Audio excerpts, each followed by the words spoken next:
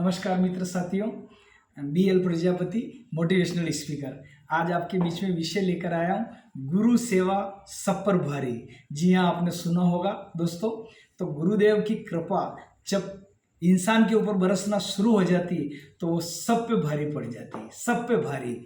गुरु कृपा कहते हैं कि दोस्तों इंसान खाली 5% मेहनत करे, केवल 5%, और 95% काम उसके गुरु कृपा से हो जाता है। ये गुरु का रहस्य वो जानते हैं जिनके ऊपर गुरु कृपा की बारिश हुई, जिन्होंने गुरु की नजरें का स्वाद चखा है, जिन्होंने गुरु की तरफ देखा है, वो जाने कि गुरु सेवा क्या होती है। इसलिए कहते हैं दोस्तों कि गुरु की सेवा साधु जाने, गुरु सेवा का मूड पिछाने। दोस्तों, गुरु के बिना कुछ नहीं है। जिसका गुरु नहीं है वो जीवन में चाहे करोड़ों रुपए की संपत्ति जोड़ ले, अरबों रुपए की संपत्ति जोड़ ले, लेकिन गुरु जिसका है वो भाग्यशाली है दोस्तों। और कहते हैं कि ईश कृपा बिना गुरु नहीं, गुरु बिना नहीं ज्ञान, ज्ञान बिना आत्मा नहीं, गावई वेद पुराण। जी दोस्तों, इसलिए जिसके ऊपर गुरु कृपा है वो तो माला माल है ही सही आज की तारीख में। इसलिए कहते हैं कि गुरु के ऊपर कभी भी संशय नहीं करना चाहिए। अगर गुरुदेव ने आपको बोला है कि बांस की टोकरी में पानी भर के लाओ, तो अपना दिमाग नहीं लगाना कि बांस की टोकरी में पानी भर के कैसे लाएंगे। गुरु ने बोला है, बस आप प्रयास करो, निरंतर प्रयास करो, निरंतर प्रयास करो। गुरु ने बोला है 10 बार, 50 बार, 20 बार, 100 बार करो।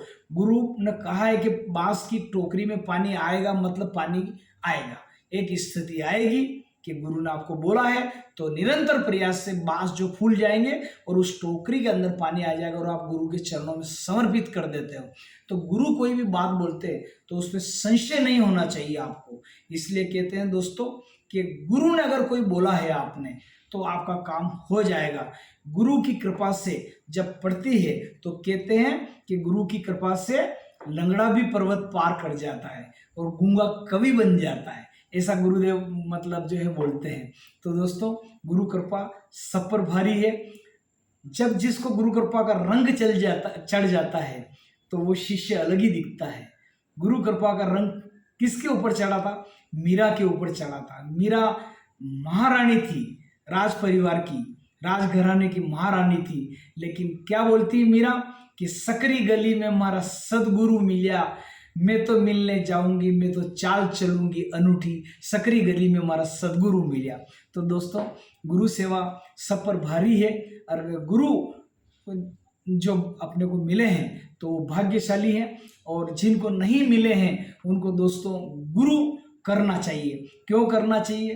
कि जिस प्रकार आपको पुलिस की वर्दी देख के थाना याद आ जाता है, वकील की वर्दी देख के आपको कोर्ट याद आ जाती है, डॉक्टर की वर्दी देख के आपको अस्पताल याद आ जाता है, इसी प्रकार आप अपने गुरु को देखते हैं तो आपको भगवान की याद आ जाती है। गुरु आपका इस्लोक और परलोक दोनों में आपकी तरफ से लड़ेगा और आपका मतलब जो है आपकी सदगति करेगा। इसलिए जिन्होंने नहीं गुरु किया है उनको गुरु शीघ्र करना चाहिए। भगवान श्री राम विश्वामित्र जी के चरणों में रहे, वशिष्ठ जी अपने कुल गुरु से उन्होंने ज्ञान प्राप्त किया, भगवान श्री कृष्ण ने सांदीपनि जी को अपना गुरु मान के विद्या अर्जन करी। तो दोस्तों, आप और हमें क्यों नहीं गुरु करना चाहिए? तो गुरु करना हमको चाहिए। इससे हमारा ये लोक और परलोक दोनों हमारा सुखी हो जाएगा।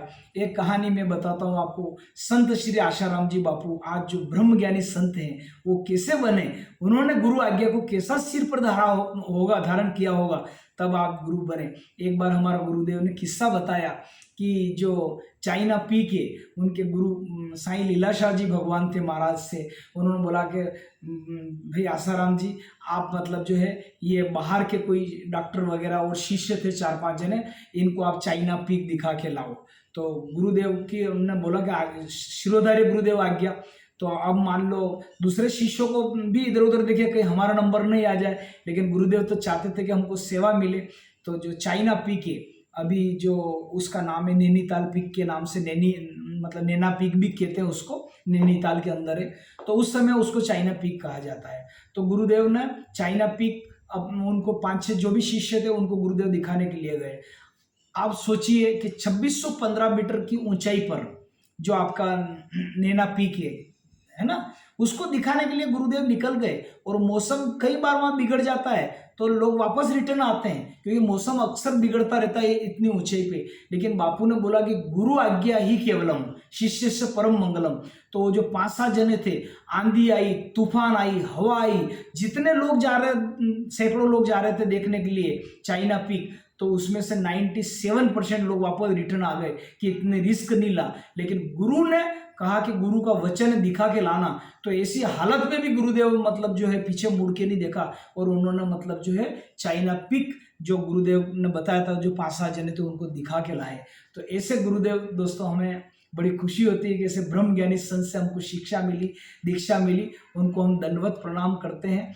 और हमारे गुरुदेव भी दोस्तों ऐसा था कि उन्होंने ईश्वर को चैलेंज कर दिया ईश्वर को। ये जो खाने पीने की थी, नर्मदा किनारे एक बार ध्यान कर रहे थे, तो ध्यान को हमारा गुरुदेव को ऐसा चस्का चढ़ा कि उन्होंने खाने पीने की चीजें मतलब सब नर्मदा में विसर्जित कर दी, और बोल दिया उस परम पिता परमेश्वर को कि जिसको गरज होएगी आएगा, सृष्टिकर्ता खुद लाएगा, जो ही विचार मन में आए त्यों ही 2 किसान आए, खाद्य पेय लिए हाथ में, बोलते हैं स्वप्न में मार्ग हमने देखा, और जो है वो गुरुदेव के लिए खाद्य पदार्थ लेकर आ गए। देखो गुरुदेव की कैसी कृपा है। तो ये परम पिता परमेश्वर हमारा गुरु ब्रह्म ज्ञानी है। एक बार की बात वो बताते हैं हमारे गुरुदेव, आशा रामायण के अंदर ये पंक्ति आती है, जब वो साधना में कर रहे थे तो किसी ने सोचा मतलब जो है किसी ने सोचा लाए लाठी भाला चाकू, और दौड़े चीखे शोर मच गया, टूटी समाधि ध्यान खिंच गया, सरल लोगों ने साधु जाना, हत्यारों ने काली जाना।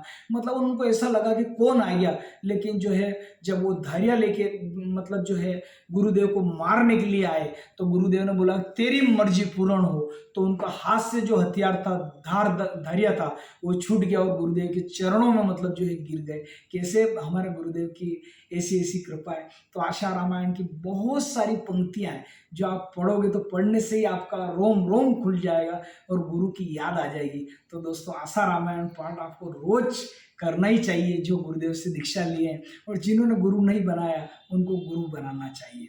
तो दोस्तों ये कैसी लगी गुरु कृपा आपको, इतना ही मैं आपके बारे में बोलूँगा कि गुरुदेव से दीक्षा नाम दाम लें, और आपको जो भी गुरु अच्छा लगे उनसे नाम दाम की दीक्षा लेना चाहिए और अपना भविष्य उज्जवल करना चाहिए। हरिओम।